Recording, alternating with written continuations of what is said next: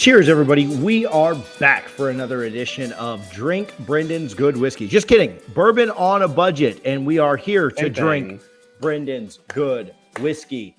TJ Pittenger, Brendan Sinone, Ben Cock. Gents, we took a week off last week. We showed the folks, the fine folks on here on our platforms, the little meet and greet we have with Tommy at Davidoff. Go check that out if you haven't just yet. But we took a little bit of a week off. Did you guys enjoy your break? Did you enjoy your time away from me? Oh, actually, Ben, what are you doing? Pouring some of Brendan's really good whiskey. I call shenanigans on all of this. I actually saw TJ, so I didn't get much of a break from him. That's true. Awful. That's very true. You did see a lot of me. It's going to be pain me to watch. Whoa, it's pain me to watch you guys drink my amazing William Larue Weller. This is probably one of the biggest pours I've given in a while. Oh, look at that. Look at how creamy goodness that is. Ooh. What you got there, Brendan? I hope I don't stretch. I hope I don't stretch this out with my buff physique. TJ, I got your stupid polo on. You should have taken it while you had the chance. Now I'm going to spill this amazing William Larue Weller all over it. I definitely didn't just screenshot that. No. Yeah. OnlyFans. Yeah. Can you give me a downward view? No, I'm not doing that anymore. No, I at least deserve that. You had your jollies. Yeah, well, there's going to be some more jollies to be had. Brendan, you look good today. We're going to leave it on you for the entire course of the episode today. I feel like this makes my face look fat. I don't like it. Let it breathe. I think your face face. I think your face makes your face look fat. Easy for me to say. Easy for you to say. Jesus. All right. We took last week off. We're back today. What are we doing? What are we finishing up today, Brendan? We are finishing. I thought Ben was going to go King of the Hill. King of the Hill. So, look at that. Listen to that.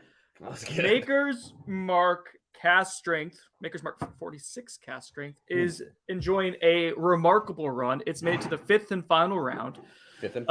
You guys were undisputed. Yeah, some shenanigans going on because you two knew what was at the end, which was Brendan's amazing bourbon. We'll get to that in a second. To get to this point, William Larue Weller has had to go through a litany of makers. What I say, William Larue Weller? Sorry, I got William Larue Weller on the man. Makers 46 had to go through a litany of weeders. It first had to beat Wilderness Trail Cask Strength, Maker's Mark Cask Strength, so a little, head-to-head family action. Then it beat up Weller 107, which a lot of people love, and frankly, secondary is more money than the Maker's 46 Cask Strength. And then it beat up Larceny Barrel Proof Witch secondary, also more money than Maker's 46 Cask Strength. So this is punched above its weight class. I would contend that Larceny Barrel Proof maybe was better than Maker's 46, but you guys knew what was at the end of the rainbow here. But the votes didn't go your way there, Chuck. They did not. Stop the votes. Stop the steal. What is at the end? What is at the end of the rainbow is it's a legitimate unicorn, right? No, what's at the end of rainbows? Pot of gold. Pot of gold. But this is a unicorn, so it kind of works because they're all magical, right? And that is I don't know about that. William Larue Weller, folks. So this is in the Buffalo Trees Antique Collection line. This is a 2018. That's 125.7 proof. This is 12 years, 6 months old. 4 or 5 different barrels that it's a blend of, but it's a wheated mash bill. It's uncut, unfiltered. It is exquisite goodness. TJ and Ben, you guys said this was your favorite bourbon that you tried all of last year, correct? I think it was my number one of last year, yeah. So, what do you mean we will see? It was last year. Yeah, it's already happened. I think you already said it. We will have known by now. It's unknowable. I'm going to take this off. It was a good joke, but I don't want to spill on TJ's nice jacket. I have several screenshots of you wearing FSU gear now, so you're welcome. We all. Is Brendan not an FSU guy? No, he likes UCF. Really? He just happens to cover FSU. Oh, geez, that's weird. Ben didn't even know you weren't an FSU fan. I was telling him I got a bunch of screenshots of you wearing. You live in Tallahassee and you work for 247 for FSU. Some of us journalists like to believe in objectivity and some of us run double fries, no slaw. Yeah. All right. I really don't want to pour this. King of the Hill, final round. Maker's Mark 46 Cask Strength up against WLW. That's too much. Oh my gosh. Just That get was hammered on $65. WLW. Yeah. Brendan, tell us about WLW. I kind of already did, but that's fine. It's from the BTAC collection. It is 125.7 proof. The specific I know. one It comes just out feels once like it a year. needs. It feels More like it needs more of a fanfare. lineup. Yeah, I don't want to drink it. It's so just too pretty. BTAC is going to be George T. Stagg. It's going to be Eagle Rare 17 year. It's going to be William Larue Weller, which is the weeded offering. Is Pappy considered part of BTAC? It's not. No, it's not. No, Okay, not at all. And 0%. Then the Saserac and the Thomas H. Handy. H. Handy. Yeah. Yep. So these are all annual releases. They're super highly coveted. They come out, again, once a year, and that's an annual release. Yeah. But you can get your hand on them occasionally. Costco by me last year had George T. Stagg, and then they lied to me. And Kevin's, you're dead to me. Shout out Elliot.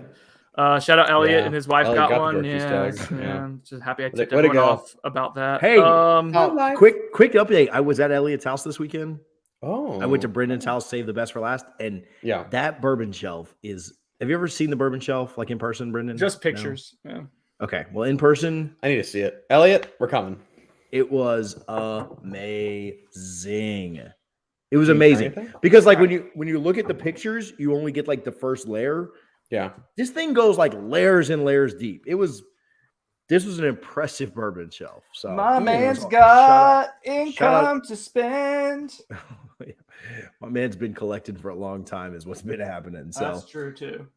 Anyway, disposable income is so much fun. Brendan's blackout. Brendan's so drunk just from pouring the WLW. Okay, so Ben, you want to talk to us really quickly about Maker's Mark Cask Strength 46 before we go on? Well, how much is William Larue Weller secondary? Do we have any idea of what? Yeah, so if you go and buy one right now, like if you just Google it, you can get one for like $2,500. So, speaking from experience, $1,800 is kind of what you could get one for. Ideal in 19 maybe, but probably $1,800 is where you're at. I mean, we're obviously going to do some tasting right now. I think if like it was available for like $500, I would buy it and not feel bad. It's a really special bottle of bourbon, perhaps the best that you'll ever get. That's an interesting discussion. I think we need to have that tonight. All right. What is the most expensive bottle you would buy and be forced to drink? Forced to drink, we'll buy. Yeah. Keep that in mind. Talk about that later. Okay. Yeah. All right. Okay. So Ben, sorry, Maker's Mark 46 Cask Strength. Yeah. So I'm not going to bore you with too many of the deets because we've been reviewing this the past 2 weeks. This is Maker's Mark 46 Cask. There you go. That's it. 46 Cask. It's a Cask fantastic Maker's Mark 46. Twice barreled, little toasty, little bit of marshmallow. Yeah, that's it. It's good stuff. Yeah, it's probably not as good as William Larue Weller. Definitely better than. We don't know that yet. It's definitely better than Larceny Barrel Proof, though. I will say. Oh yeah. So all right, let's jump into. Do we even have to drink the Maker's Cask, or can we just? I'm telling you, man. The Maker's Cask is good. The Maker's Mark 46, it's really freaking good. The Maker's Mark 46 nose is really good. I can't believe I'm saying this. It's holding up. It's holding up in a different way. This isn't a runaway on the nose, which is shocking. Well, I will say so talk a little about the William Larue Weller nose, and we talked about it when we did the rapid review of it, Ben. You still getting the strawberries on there? Strawberries and cream. Rapid review of William Larue Weller? Yeah, a couple weeks ago. Like 2 months ago. Yeah. Okay, here's a good question. In storage. The Maker's 40. Wait, no, we put it out. We put that out. Did we? No, we didn't. I'm sure I edited that already. Does it have the same aftertaste as Maker's original? The Maker's 46 Cask Strength. No. I don't think so. Like that kind of young aftertaste that you get with a regular Maker's is not there. No, you get more of that marshmallow. It finishes marshmallow. Yeah. Yeah. It's a lot more proof. I mean, you're jumping up from like what, 94, 92? I don't know. I think Maker's original is 90 right on the dot. The 46 Cask is so good. Like it is really, really freaking good. So you're jumping up 20 proof there. So it can be a little bit of an adjustment because this is 110 in change. But Yeah, the Maker's 46 cask. And if you're not used to drinking high proof, I would just go with a regular Maker's 46 and go with that profile, which is the same thing, just proof down a little bit. But good question. I'll do that. Strawberries and cream? Yeah. So I get like Buttery. Interesting. Like some like vegetal notes. So like think about like a strawberry and rhubarb pie, right? Maybe a little bit of like maybe like a little bit of bubble gum. It's definitely a little bit of gum. Huh? I get the bubble gum. Yeah, right? That's a good shout. So like to me, it's like it's very fruit forward for as old as it is. It's weird. Like it's a very distinct kind of like experience. When I first tried it, like I said, I was strawberries and cream. And now I get like definitely strawberries, definitely cream, but you also have like a root note, like I said, rhubarb or something a little vegetal. It's good though. Vegetal? Very vegetable. Yeah. Yeah, earthy. I wanted to get you guys into a little bit of scotch. Earthy. I'm getting had a little scotch at a blind tasting yesterday that I didn't hate. Just to let you know, we're gonna get you with some. I wish I'd have known what it was. Remember to look at it later, but later. You were so also kind of in the realm of a scotch, and this is just what aging in a barrel can do, because the vegetable can kind of come across. But I'm getting is a lot of honey and a lot of like almost like kind of like a toffee kind of vibe, which is more started with like a nice space side scotch, a non-peated one. It's got a very depthy, rich. I still get strawberry cream. Strawberry cream, so good on this. Yeah, this is really solid. This is really good for the proof. The drink's so low. What's the proof on this? Like 126? Talk to us about the proof. 125.7. Yeah. All right. Have we moved the taste yet? I've started sipping. I think it's significant. I think it's better is very subjective. It's more complex than the Maker's Cask Strength nose. I'll say the Maker's Cask Strength 46 nose is more maybe robust is the right word. Like it's more in your face. It's more like full. But I think the William Larue Weller nose is more complex.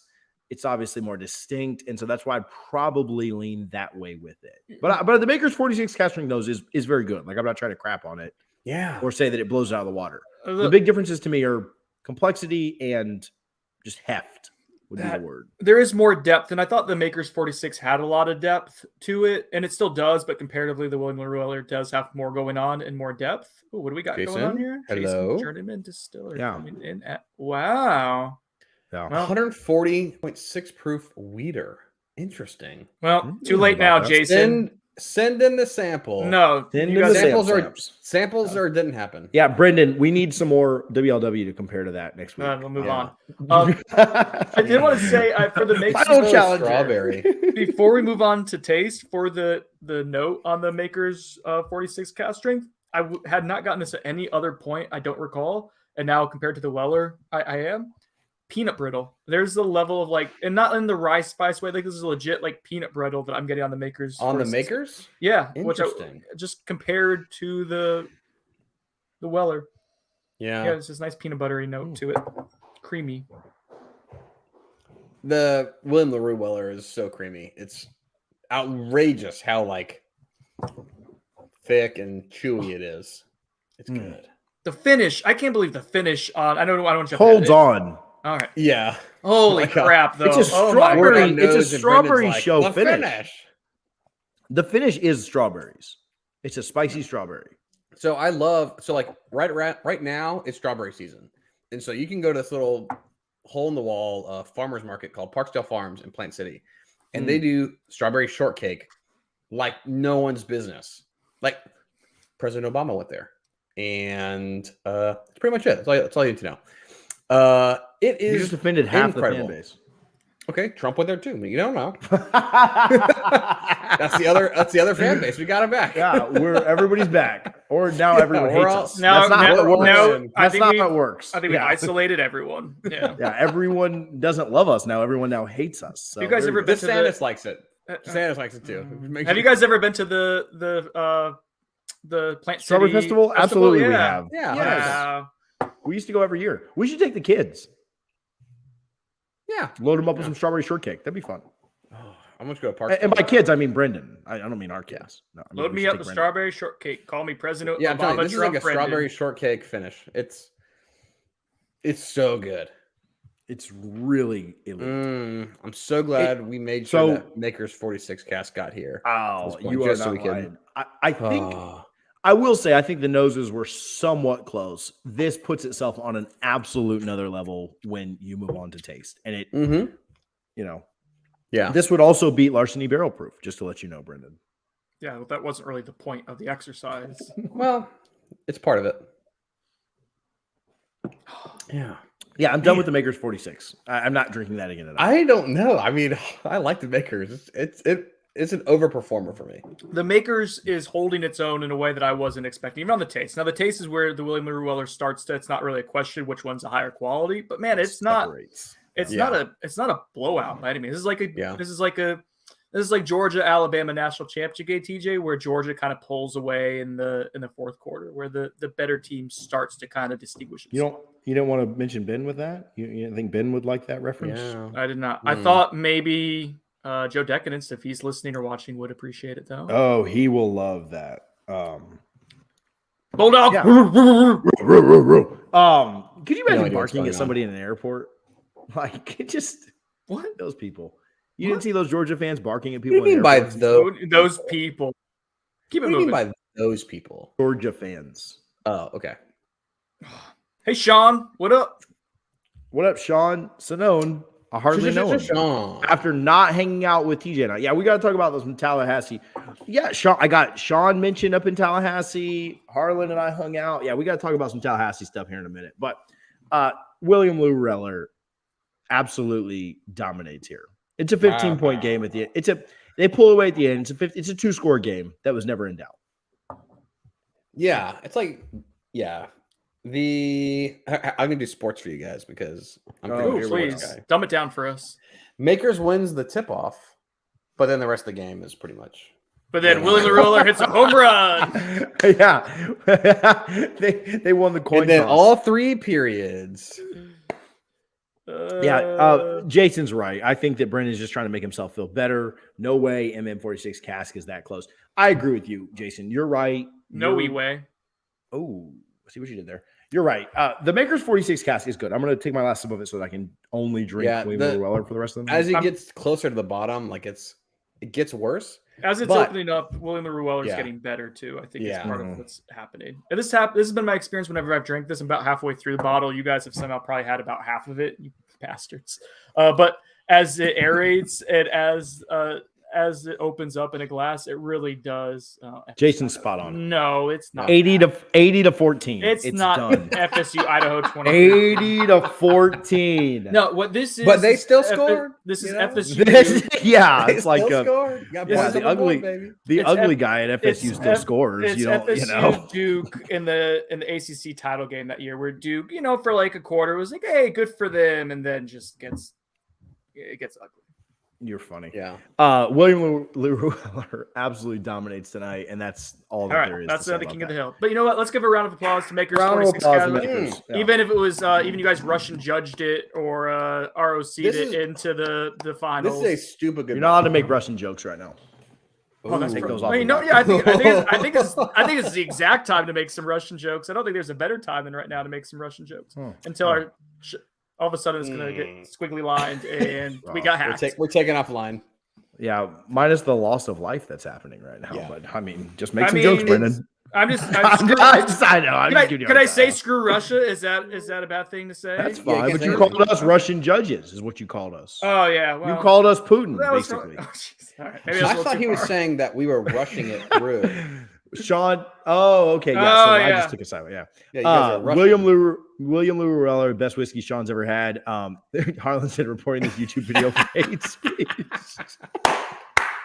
Oh man. Shout out Harlan. All right. So King of the Hill, really good. I thought this Weeder King of the Hill was one of the best ones we've done. I like the newer format where we did two in a week. Two in a week was nice. The other ones take too long. So I don't know what our next King of the Hill will be. Maybe it'll be budget stuff. Maybe we'll go really cheap on the next one. I don't know. Like whatever it is, I like King of the Well. King of the Wells. Kentucky Gentleman. Yeah, let's do those. Let's King of the Well. I mean, I bought Benchmark for a project we're doing later this month or next month. Foolproof? No, King of the Valley. It's not acting.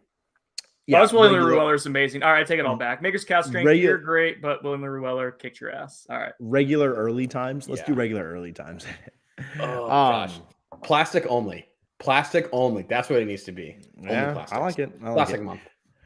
Okay, what do we have coming up? A quick preview. This is going to be a shorter episode, by the way, but quick preview of what we have going on next month. Brendan, why don't you go ahead and tell us? Take it away. So, kind of since we're drinking a little William Larue Weller's, this a Buffalo Trace product, we are going to do, in honor of it being March Madness, little NCAA tournament action. We're going to do our own tournament for Buffalo Trace. We're going to take, I think, about 12 of the most attainable Buffalo Trace products, and it's going to take us into some of the higher end stuff like Elmer T. Lee, but you can find it if you look hard enough for it. We're going to stack them all together. We're going to try to rate them by order of secondary price and see what the true value of the Buffalo Trace line is.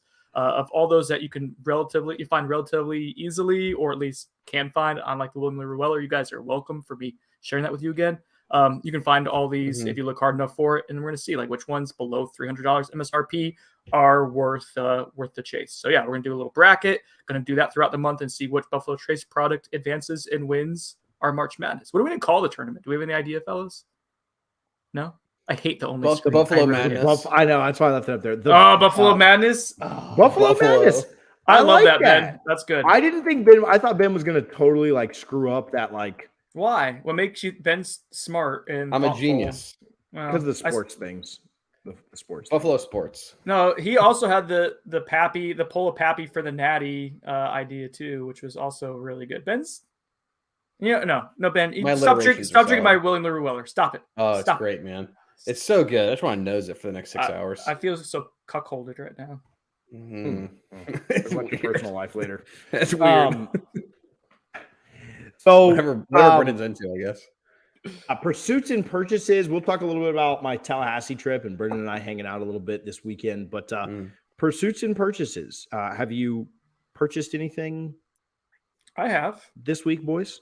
Well, so one friend of the show, Jason Noe, he was doing all sorts of traveling, Kentucky, Mississippi, and he stopped at a place in Mississippi. It was there for like a day and a half. So he's able to go to the liquor store, try a couple of their store picks, and kind of give us a little rundown of what was really good and unique. And he got me a bottle of Kentucky Spirit, which is basically Wild Turkey 101. Is it Kentucky Spirit? Yeah, that's it. No, you guys threw me off the Kentucky Gentleman earlier. So it's Kentucky Spirit. So it's basically Wild Turkey 101, but a single barrel.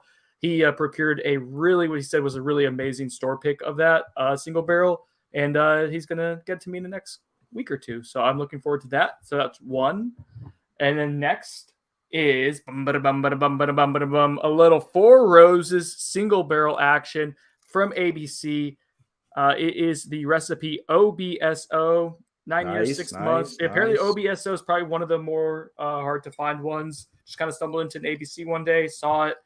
People went crazy for this in Tallahassee, and I think I gave Benethy a tip to where maybe he was able to go and look for one. Ben, do you want to take it over from there? Yeah. So I didn't get the same recipe as that. I got an OBSK from ABC that they picked out, but I love all the Four Roses barrel strength picks. Picks are really good, yeah. And so to me, it's always worth spending the money in kind of like hunting recipes. I definitely want the. I almost was like, "Hey, Brendan, I already have an OBSK. You want to trade?" And then he was like, "Oh, this recipe is so rare and hard to find. I'm gonna keep this." So because you were trying to give him the cheap one. I had no idea that it was like a rare recipe. I just wanted to like get all of the recipes, and that was one that I didn't have. And so stop trying to trade your Pikachu for my Charizard, you son of a bitch. He really was. That's a reference that I get. That's a reference I know. Sports. Jeez. Yeah, it could be a Raichu. Jeez, whatever. Anyway. Thank you.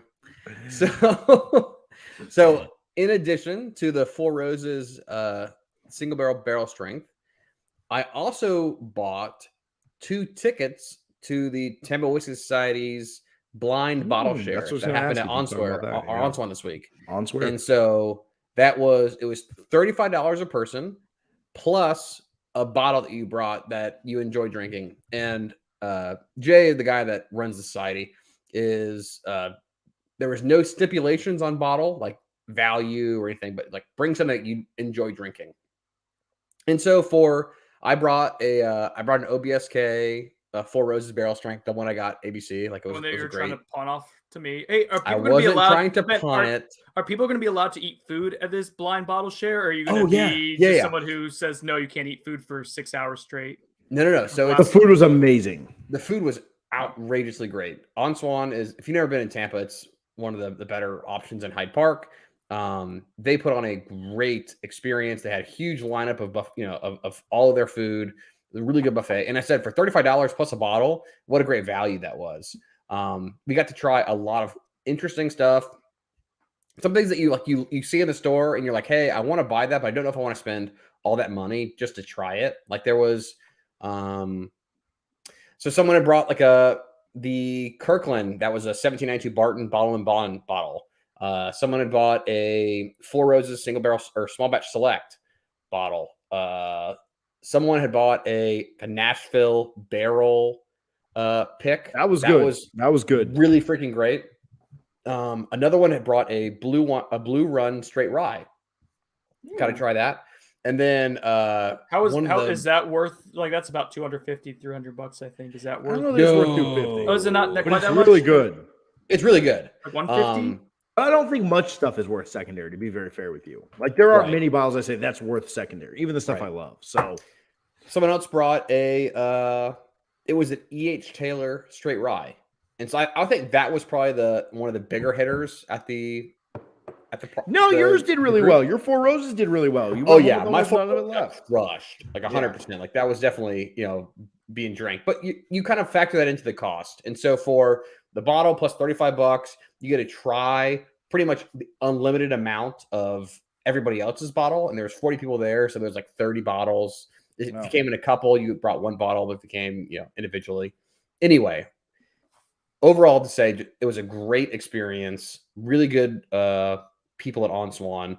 At the end of the event, they pulled out a couple deals where, like, if you wanted to taste Pappy 10 or Pappy 12, Pappy 10 they were doing 1 ounce pours for $20, and the Pappy 12 was a 1 ounce pour for $35. I think.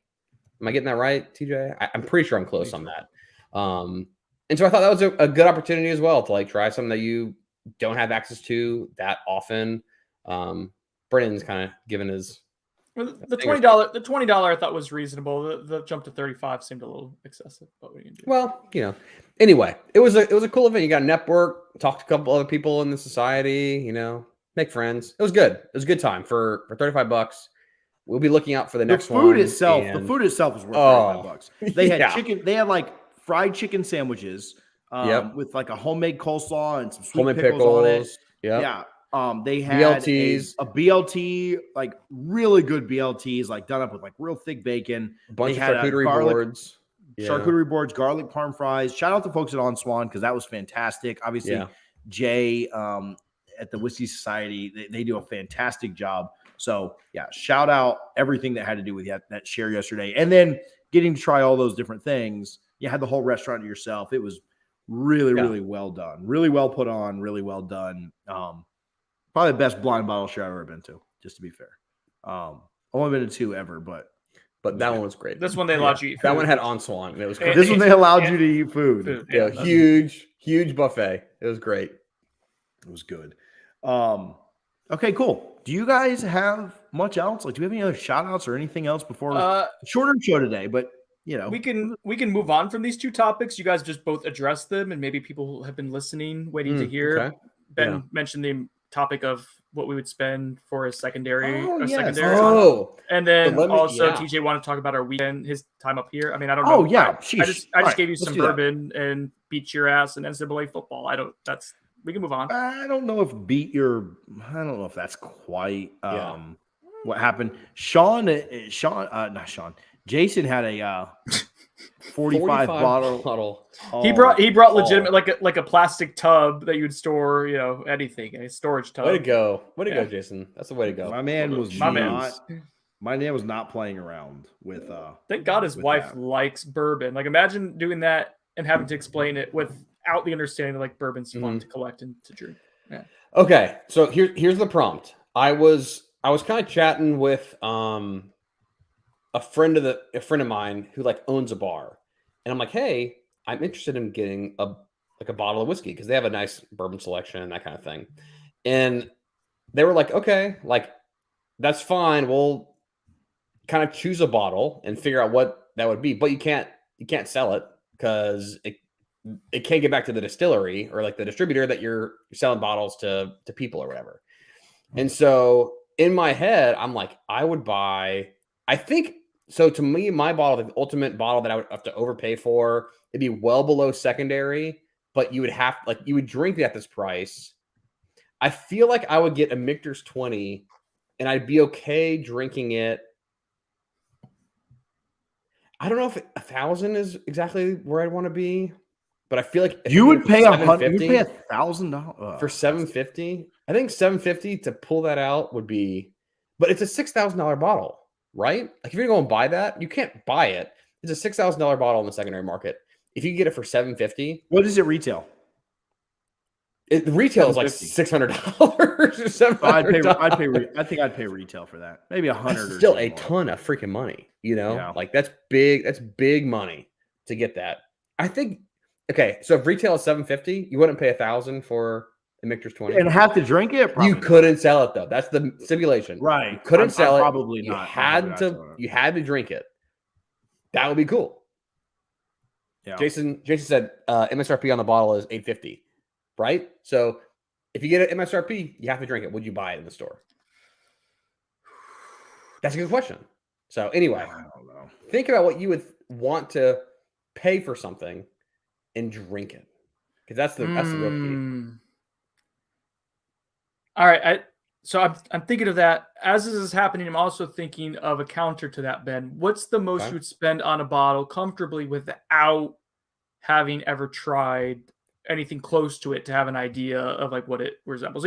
Like say you've had Pappy 12, you can buy Pappy 15 for like $200-$300 and know reasonably like this is going to be quality. But you got to drink it. Yeah, I'd do that. Yeah. What's something that you would buy and you have no idea like anywhere close to like remotely like what it would taste like? You'd feel okay. Yeah, I've never had Michter's 20. I've never close to it. So Sazerac 18 is the only Buffalo Trace Antique Collection that I've never had. So I would pay $300 to $400 right now to have that and drink it. Maybe $5. Maybe $5 is where I draw that line. $5? Come on, it's like it's a $2,000 bottle, you know. But I love Baby Saz. Mm-hmm. Yeah. I love Thomas Handy Sazerac. I know I'm going to like that. You may get that Michter's 20 and absolutely hate that. My Michter's 10 I know I'm going to like nightmare. Jeez. I know I'm going to like Sazerac 18, and so that's why I'm willing to spend $300 to $400, maybe $500. But like 3 is probably my sweet spot for that one. Yeah. Wow. I mean, I think the most I've spent on a bottle, like it was George T. Stagg, was like $350-ish, I think, a couple of years ago. And you're still in a good spot there. Like I haven't spent more than like $200 on a bottle that I'm like gonna be drinking or whatever. But I feel like to get those really big unicorns, like the Pappy 23 or the Michter's 25, Michter's 20, those are the bottles that you have to pony up. Even MSRP, like I said, MSRP on that is $850 for a Michter's 20. You have to you'd be jumping for joy getting that at MSRP, you know. Yeah. But you get to drink it. That's the hard part. Is like I gotta go and freaking pour this out, and then every time I'm pouring it, it's like $50-$60. Yeah, really special occasion bourbon or whiskey. Hold on. Here's a comment from Jason. He says the Thomas H. Handy crushes the Saz 18. I was disappointed with Saz 18. Wow. That's an interesting take because I have a Thomas H. Handy and I'm not blown away by it. Like I feel like it's okay, but I have other ryes that I enjoy way better. Just if you have a Saz 18, I'll swap you samples because I really want to try it. But and some of that is like the BTAC, like the stuff changes each year, right? So it could be like, it depends on what year you have, like a different version could be markedly better or worse. True. Like my Michter's 10 rye is markedly terrible. It makes me so mad how bad that bottle is. I think it's the barrel, but it's a nightmare drinking it. Everyone I poured it for is like, this is not good. I'm like, yeah, you're freaking right. So I don't like my Michter's 10 bourbon. I thought that's I've had some great underwhelming. one of those. Very mild, very mediocre. Yeah. Oh man, brutal. So, all right. In more fun news, hung out with Brendan this weekend. Tried some good bourbon. Beat his tail if you don't count score. Okay, hold on. That makes no sense. Yeah. If you don't count the score, I was better than him because I was playing with a worse team. Says every millennial ever. How much do I pay for WLW? So I've had that. Sean asked. I pay $50 for a pour or like a bottle. No, like a bottle. Or you're getting pours for free, so I don't. Your idea of how much you should pay.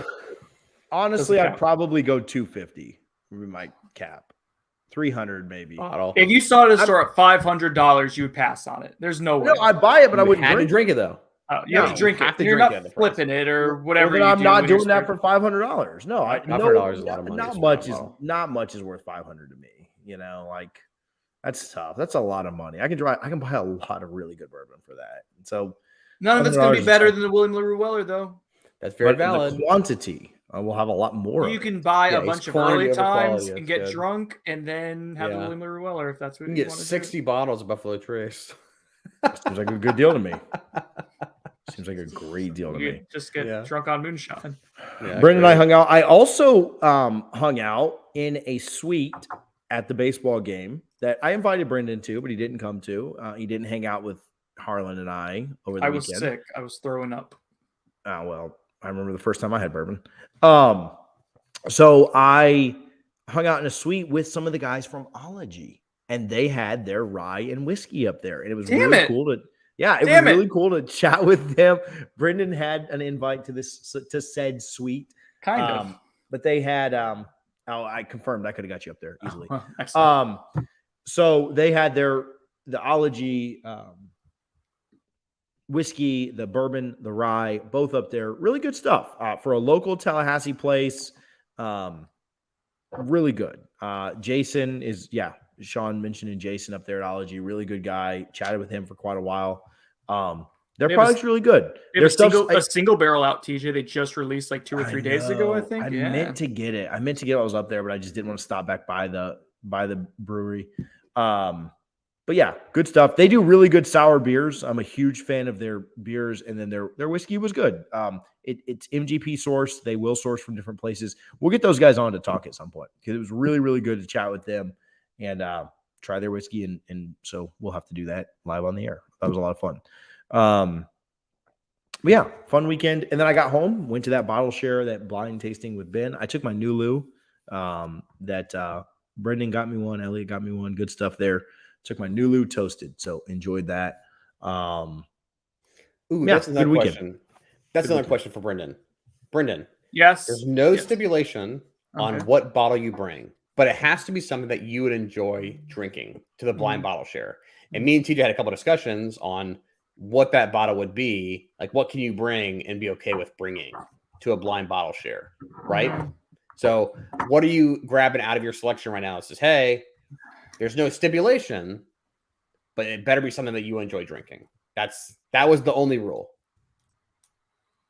I mean, I got a Four Roses single barrel. I think that's a really good one that I have. Don't steal mine. You can't forget to steal mine. That's ridiculous. I have a George C. Sack. George C. Sack.